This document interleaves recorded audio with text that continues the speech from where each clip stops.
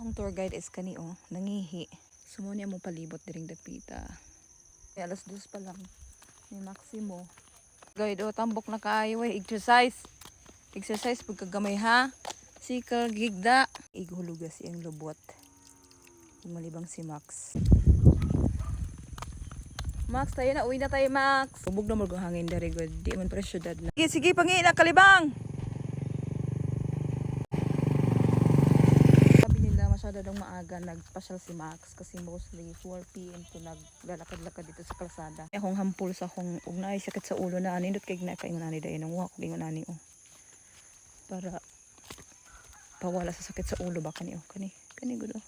Sige umiri ka ere. Ay wala yun na yun. Manghugas at taglubot na.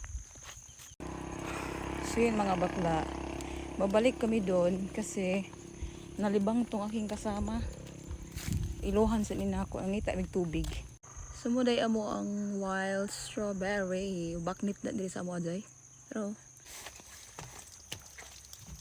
tarong wag ko ang go.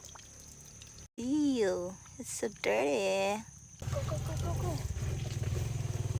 Pagpag mo yung puwet mo. Bilis.